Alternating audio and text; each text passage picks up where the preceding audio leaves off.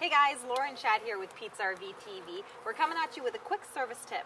Today's topic is going to be batteries. Chad, I get a lot of questions from my customers on how to properly hook up a battery. Can you just do a quick run through on that for us? Sure. Guys, this is a Keystone Passport right here. And things we have to remember about batteries. Batteries is a 12-volt system. There's two systems on an RV.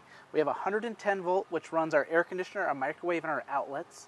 And then we have a battery program that we can put a battery on the front of this that runs all our lights, our refrigerator, our water pump, our furnace, items that are 12 volt, Laura, which makes it really convenient for people who want to camp off the grid. So the first thing we notice is that RVs come with two wires. Some will have three, but most will have two. On the Keystone brands, most of them will have two. We have a black and a white, and a lot of people, you know, we're instinct with dealing with cars is, what do? We put the black one on the negative, and then the white, of course, will have to go on the positive. But on an RV, it's a little bit different. If we look closely here, we can get the camera to zoom in on this. The white one is directly attached to the frame, and that's going to be our ground. And the other giveaway is this black wire is attached to a fuse panel right here. This is a resettable fuse. And what that does, that helps us if you ever have someone that hooks up the battery backwards or it gets grounded out for some reason. So if we hook up the battery backwards, Laura, it can do bad things on the inside of the RV. So for those black ones, look right here. It hooks to the fuse blocks. We set that up there on their positive side of the battery. The white will be our negative side of the battery. And a lot of on the new campers, it's very helpful. You'll see sometimes they even label. So just make sure to check the A-frame of the camper. Sometimes there will be a label and it tells you which color is positive or negative, which is kind of helpful. You got it. And unused ones, they're usually painted over, so you won't have that option. Exactly. Those you definitely need to pay attention to, and Chad's tips definitely will help you on that. Chad, you mentioned it can do harmful things to the camper if you hook up your battery wrong. Yeah, it sure can. What are some indications that you have hooked up your battery backwards? And it happens too from time to time. People get confused, they hook it up, and the lights will work just for a few minutes, and then afterwards they'll stop working. But what ends up happening on the newer ones, I'd say in the last 10 years, on the converter on the inside where your fuse panel is, there's two fuses in there now that will trip instead of hurting the stuff on the inside of the RV, like your lights or your water pump.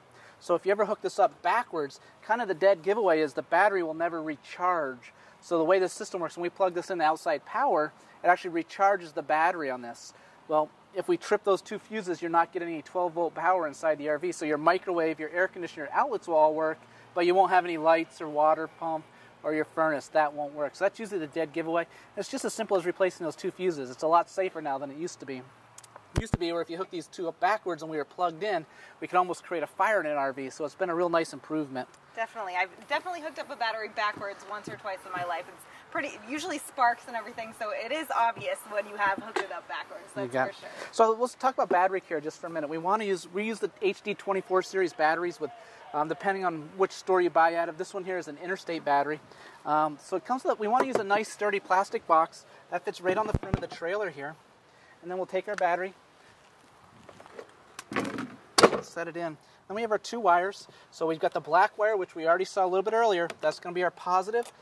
And then we have our white wire to the negative. So now we have charged the coach. On this brand here, this interstate battery, actually have screws, or that screw on here. And then it's as simple as just the battery box cover fits over the top. It has a room for a strap here, so you guys should always strap these on in case you ever hit a big bump or something like that. We don't have to worry about it falling off. And plus it's safety too. We don't want it shifting during travel. So Chad, it is getting that time of year now where people are thinking of winterizing their campers. A question that I do get a lot of times is how to properly store your battery during the winter. Yep, it's a good question. If you live in the northern states or someplace where we're going to be below freezing, I always recommend take your battery inside. Just simply unhook your positive and your negative. And I always suggest that when you do unhook the positive side of the battery, you take some black electrical tape. It's just as easy as just taking your black electrical tape and just wrapping it around the end here so that it's not exposed, so we don't have to worry about touching the frame, or better yet, these two wires connected or hitting together.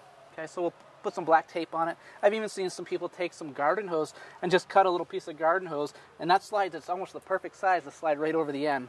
But we'll take this inside, we'll set it on a little battery charger, on a 2-amp charge. We can charge it up that way, or if you want to use a 10-amp, if you want a little quicker charge to it, and then top it off in the 2-amp setting. And that's another video we can talk about. But if it's going to be cold out, let's take them inside.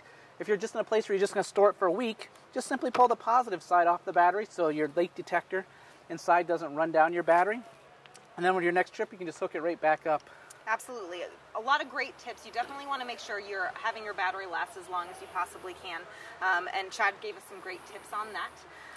This is another service tip from Laura and Chad at Pete's RV Center. Guys, if you have any questions on any of the campers that you have in stock, please don't hesitate to contact me. I'd love to help you out. Again, thanks for watching Pete's RV TV, and we hope to see you in one of our dealerships soon.